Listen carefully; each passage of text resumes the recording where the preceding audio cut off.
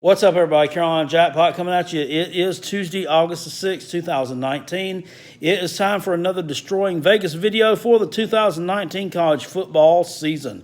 We're going to talk Virginia Cavaliers tonight. We're going to talk ACC Coastal Division. This is a team that has some high hopes. They got some hype coming into them surrounding the 2019 season, coming off that 2018 season when they came to a final record of 8-5 on the year. Are they going to be able to duplicate that, or can they do even better than that and possibly finish first in the Coastal Division and take on, let's go on ahead and say it, the Clemson Tigers in the ACC championship game, because we know that nobody in the Atlantic Division is going to challenge Clemson. Let's get into it. Virginia, as we said, 8-5 last year. This was their second year in a row that they did go to a bowl game, and this is the fourth year for Bronco Mendenhall as head coach at Virginia. Has a 16-22 record overall there. He is 115-65 overall. Most of that experience coming at BYU. They were 9-4 ATS last year, which they were a little bit undervalued on the Vegas number, a little bit undervalued. Of course, capping the season off with a 28-0 shellacking of my South Carolina Gamecocks in the Belt Bowl. This is their first bowl win since 2005, if you can believe that or not. Virginia, just everything about this team is just pointing up for them. I was looking at something that was an interesting stat. Their attendance hasn't exactly correlated with the record on the field and the play on the field. They're on 64% capacity at Scott Stadium last year, 39,705 average fans per game, which is about 64%. Their capacity there is 61,500. So they need to get a few more fans out for these games this year at UVA. I can remember as a Ute watching Virginia play Georgia Tech. I believe it was back when Herman Moore was a wide receiver for Virginia, and Sean Moore was the quarterback, and that was the year Georgia Tech won a national championship, 1990, and that they played, and that place was packed. Packed. Both sides of it was full. The bowl, where everybody sits out in the grass where the students are, it was full, and it was an electric atmosphere. Played on CBS. They used to have ACC game or whoever. They didn't just do SEC games on CBS back then. It was whoever was rated in the top five, and both these teams were in the top five in the country. So it was really exciting. It would be nice to see that kind of environment at Virginia once again. Talking offense, if you're the first words that kind of come out of your mouth when you talk about Virginia is Bryce Perkins. This is senior quarterback. He's been around. Played some at Arizona State and then went 1 year and didn't play at all, transferred to Virginia. He's been around since about 2015. This kid is a dual-threat quarterback, and if you have not watched him play, he is really exciting. He was responsible for 3,600 yards of total offense for them last year, 929 of that coming on the ground along with 9 touchdowns, and 2,680 of it coming through the air, 25 touchdowns, 9 interceptions. Most of his passes last year went to Olamide Zaccheaus, 9 touchdowns on the year. Here's a 1,000-yard reception, but he's gone. But they do return Hassis Dubois with 5 touchdowns and 578 yards, and Joe Reed 465 yards and 7 touchdowns. So I think they'll be okay there, along with some youth that they have coming in. Speaking of youth coming in, Virginia was ranked number 39 in the 2019 recruiting class. Right now, you're currently ranked number 50 for 2020. But there's a little bit of time left before that stuff's all wrapped up. So I wouldn't put a lot of stock into that. You're not going to ever really have a high recruiting class at Virginia. They're not going to be like in the top 15 in the country. It's just not going to happen. It's all going to be on your coaches to develop the athletes that you get in there. But still done a phenomenal job with what they have had here of late. Talking about the running game, it's pretty much all you've got right now coming back is Bryce Perkins with his 929 yards last year. Jordan Ellis was your leading rusher last year, over 1,000 yards. This kid's gone, and there's not really anybody at the running back position who has any experience carrying the ball for y'all. P.K. Kyer would be the closest thing that you have. He had 26 rushing attempts last year. 26 rushing attempts. There's another kid, Wayne Taulapapa, I guess is how you pronounce that, who looks like will probably end up getting the starting position. He has no experience at all. So that could be a problem, especially if they don't step up early and prove that they're going to carry the rock and take some of this pressure off of Bryce Perkins. I mean, he could, you don't want to wear the guy out. I mean, this is a phenomenal athlete. He is really fast. I mean, it's really fun to watch him play, but the style of ball that he plays, it could be very easy that he could get injured, taking off on a run somewhere. I mean, you don't want to see that happen. So you really want to see one of these running backs step up, if nothing else, throwing some blocks, taking some carries, at least one of these guys at least getting 500-600 yards rushing this year. Maybe one of them getting 600-700 yards, one of them maybe getting 300 yards. That's going to be a recipe for success there, because Bryce Perkins, he can shoulder a heavy load, but I mean, I don't think he can shoulder all the load for you guys.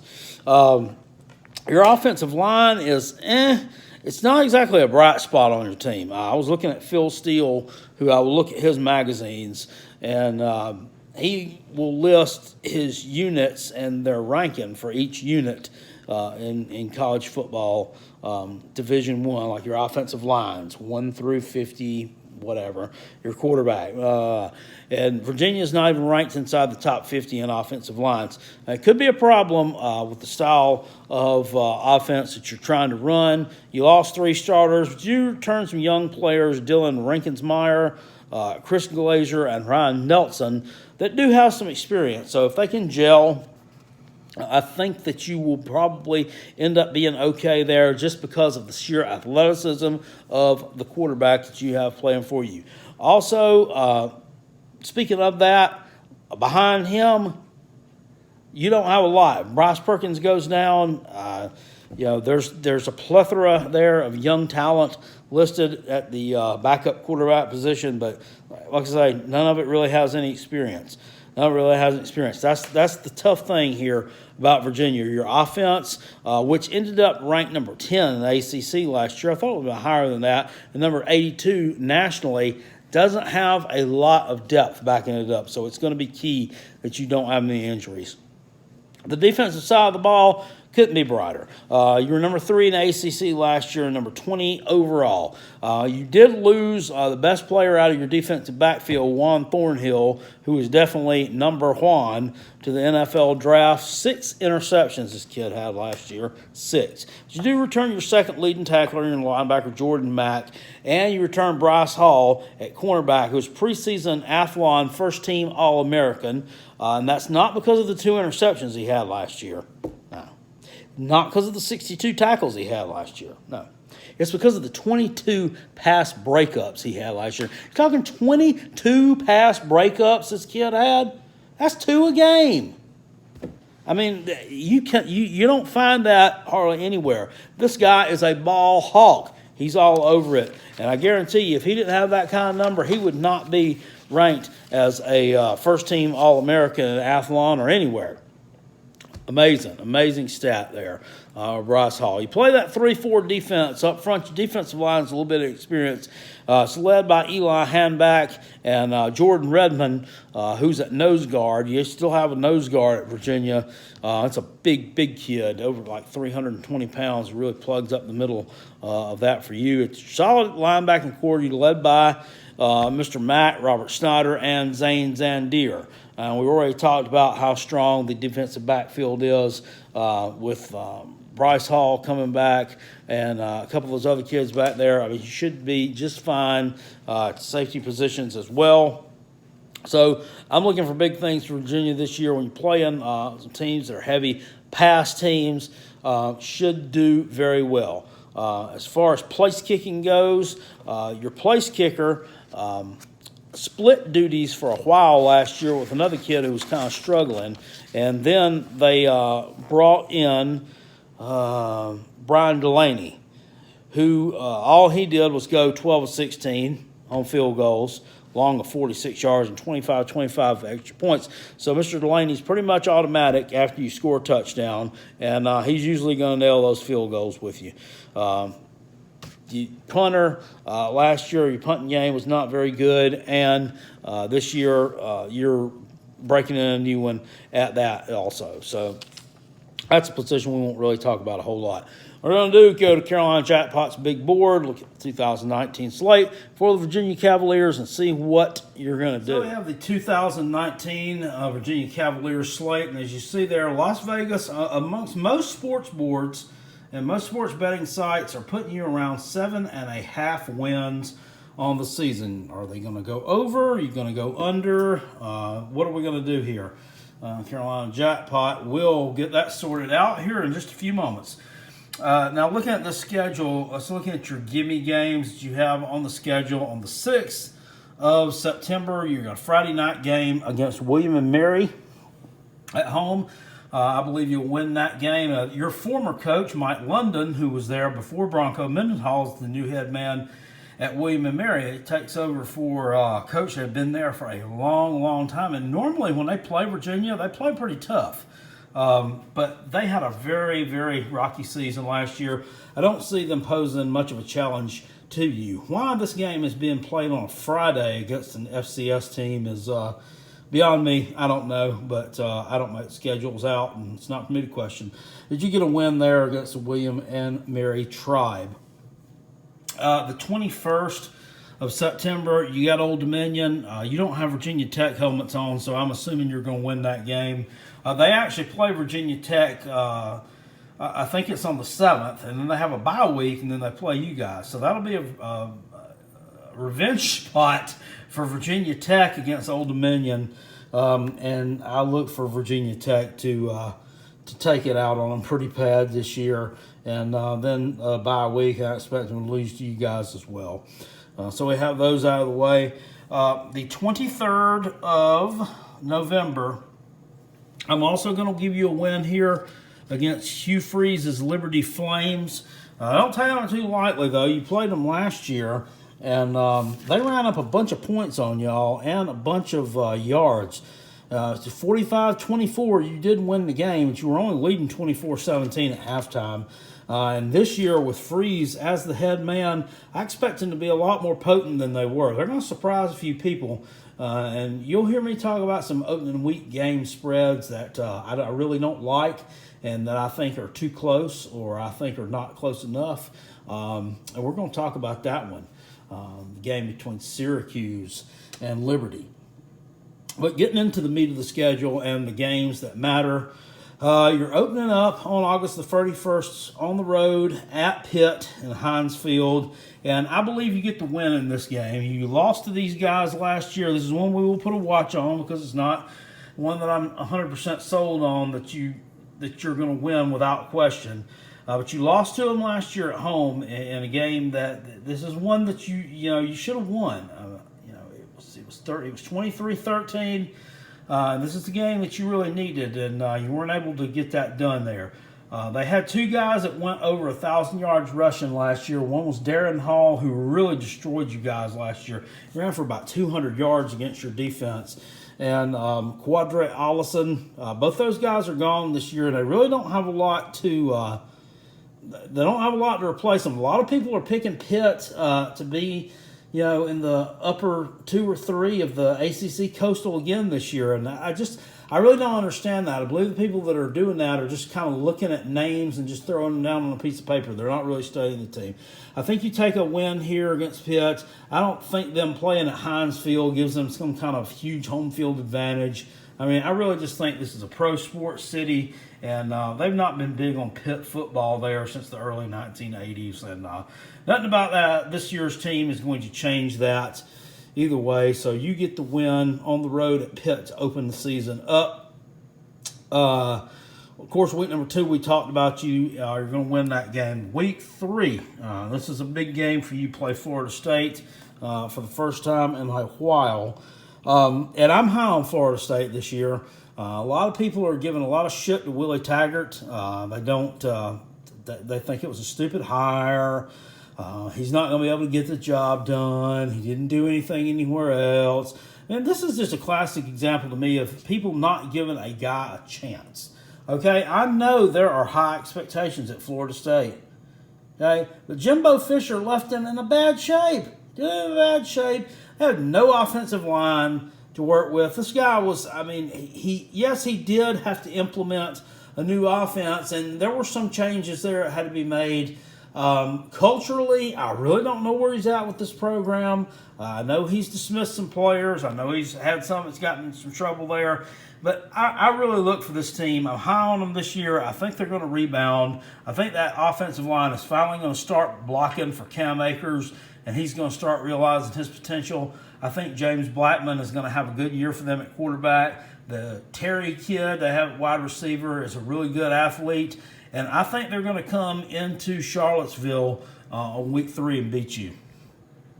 I think you take the loss here to Florida State. I think they're looking for they'll be looking for a chance to get a solid win. I think they're going to win in week 1 against Boise State in Jacksonville. That's a lot of people putting that as a toss-up game.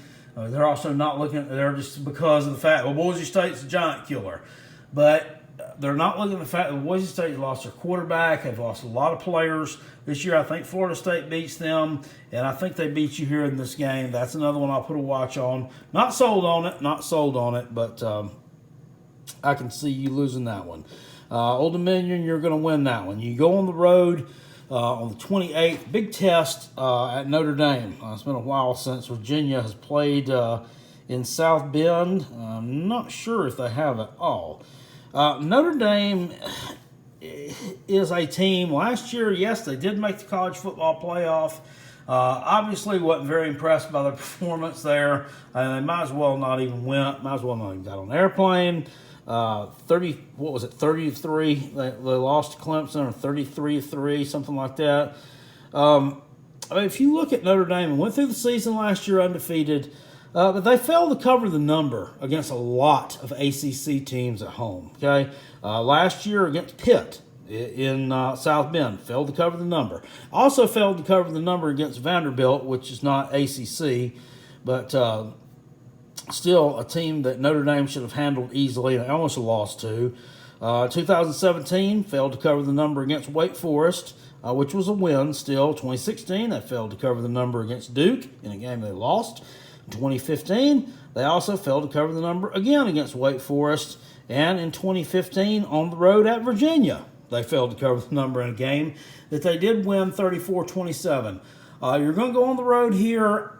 I am going to give them the edge just because I think they're just a little bit more of a complete team. I think they're going to have a little bit more depth, especially along the lines of scrimmage. I think that you...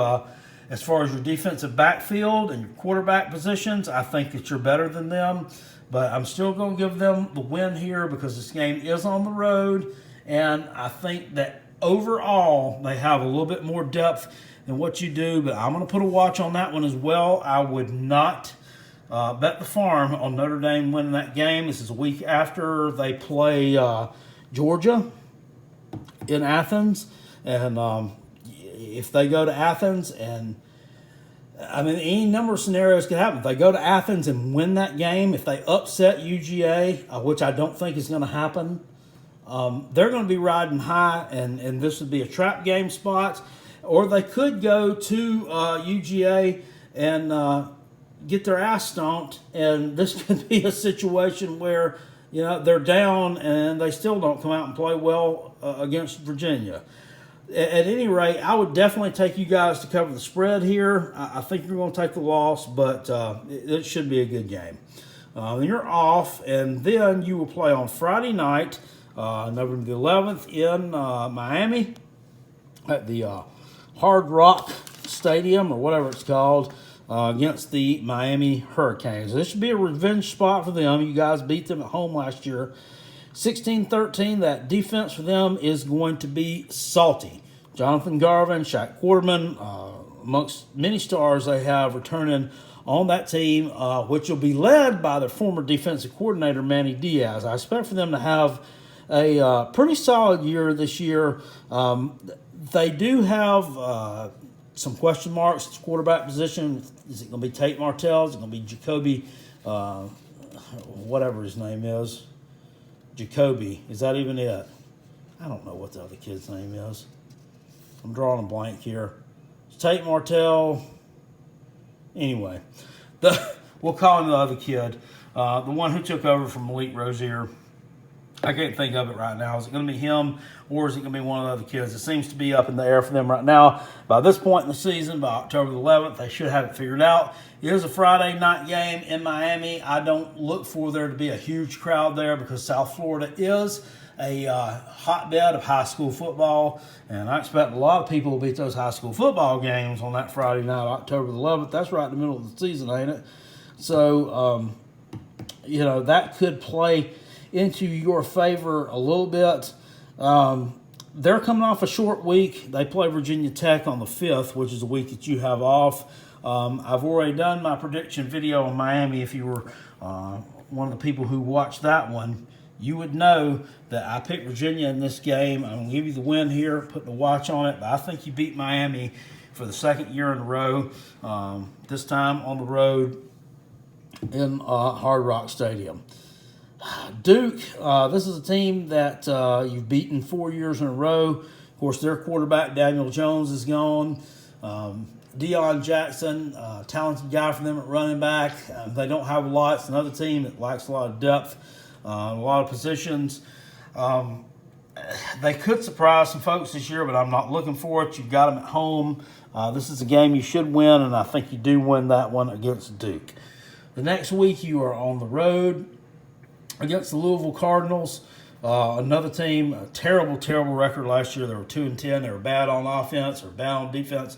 It's bad all the way around. Scott Satterfield takes over as head coach. He's coming over from App State, where he had a ton of success there as a successor of Jerry Moore. Just continuing on the lineage of a very successful program. But he's got a lot of work to do. He's got some rebuilding to do. I think that he may win 4 or 5 games this year. I don't think this is going to be one of them. This is a team you play every year out of the ACC Atlantic Division. I think you're going to take the win there against Louisville. You had no problem with them last year, and I don't look for you to have a problem this year. All right, every team that gets on a roll has to come to a point where things might go a little bit sideways. Don't take this as a slight at all. You're playing North Carolina on the 2nd of November on the road. They will be coming off of an emotional game against Duke. That's their rival, the Duke Blue Devils. These guys have beaten you 4 straight, and you beat them last year.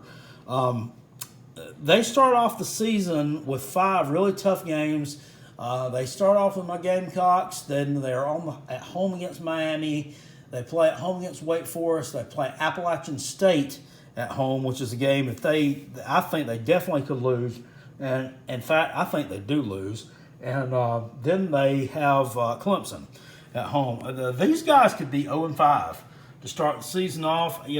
Mac Brown, I think is going to do some good things there.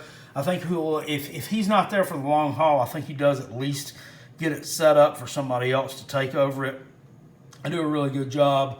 But the thing about them was last year, North Carolina didn't always get beat down in these games that they lost.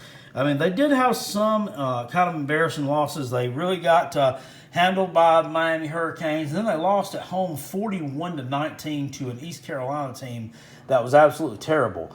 But, I mean, other than that, they lost some really close games. They lost a close game to Duke, lost a close game to Syracuse, lost a close game to NC State. They were not as bad as they looked on paper, just looking at their record. They played Duke. I think that they're going to be looking for a chance here to make a statement against a team that they may be able, by this point in the season, they're going to be looking at a new quarterback. They're going to be breaking in, most likely Sam Howell, true freshman, 5-star kid that they flipped from Florida State. And they go into this game, I think they beat you. I think you lose this game on the road at UNC in Chapel Hill, just kind of in the middle of the season. It's just kind of there. I'm thinking you're going to get some pretty convincing wins in here, but I think you lose this game. And, it's very, if you're not conditioned to going 10-2, 11-1 every year. I mean, it's very hard to do that if you're just not that type of team. We'll put a watch on it, though. I'm not sold on it, but I just have a funny feeling. On the 9th, you're playing Georgia Tech. Look, by this point in the season, I expect Georgia Tech to be pretty worn down. Yes, they're breaking in a new offense. Their defense should be pretty decent. I think they may win a couple more games than people are giving them credit for. But this is a revenge spot for you. You lost to them last year in overtime, and I think you take the win there. You're already going to win the game against Liberty off the bye week on the 23rd, and then you take on your arch rival in-state for the Commonwealth Cup, the Virginia Tech Hokies, on Friday. Should be Friday after Thanksgiving. I think it is. Or maybe it's the next week. I'm not exactly sure how that breaks down this year. But, I mean, you have not beaten these guys since 2003. And that's got to be the longest streak amongst bitter, like, in-state rivals in the country, as far as that goes. Last year, I mean, you had every chance in the world to beat these guys in Blacksburg. You couldn't do it. Couldn't hold on. Say what you want to about him, his athleticism and all that. I actually watched the last drive of that game. Bryce Perkins looked really bad, throwing some really high balls that weren't catchable there. And then Virginia Tech got the ball back and was able to win the game. But, I mean, honestly, I don't think they were that much better than you, if better at all. And this year, this game is at home. I think you'll be pretty evenly matched. I think they will have a good defense. I return a lot of players there. Their offense, I think, will be what it usually is. Just kind of vanilla. Nothing exciting there. Ryan Willis, the quarterback for Tech. I haven't done a real good breakdown on them yet, but I do know enough to know that you should beat them in this game. You know, you go up however many times at bat, and you keep on striking out, you're going to get a hit, okay? And I'm taking y'all to win this game. Not particularly 100% sold on that one either, but I think you beat Virginia Tech in Charlottesville to end the season with a 9-3 record, okay? I think you end up 9-3 if your rushing attack gels early in the season and you get some production there. It's possible you go 10-2. It's possible that this right here doesn't happen, okay? It's possible that doesn't happen. It's possible this doesn't happen, man. If you guys do what you could be capable of doing, I mean, neither one of these losses could happen, and that Notre Dame game might be the only game you lose. You could go 11-1. I mean, it's not inconceivable that you do. But once again, like I said, you're not preconditioned to really having that kind of record. You're kind of a little bit new to success. So I'm going to put you at 9-3. That still puts you over the Vegas win. Guys, 2019 Virginia Cavaliers. If you're betting the smart money with Carolina Jackpot, I say bet the over on that 7.5 wins. I mean, you just look up and down this thing. I mean, it is really hard to find games that they're going to lose. I mean, it just really is.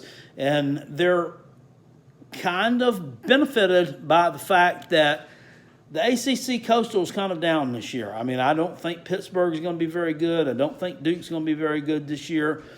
Georgia Tech, I don't think is going to be very good. And UNC, I don't think be very good, but I do predict them to take a loss there just because of where it falls on the schedule. And I think that North Carolina is going to be looking for some kind of statement win for Mack Brown in his first year.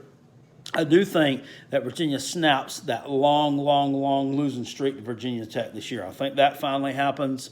And I do think that this team will go to Charlotte that first weekend in December and take on the Clemson Tigers in the ACC championship game. What happens there?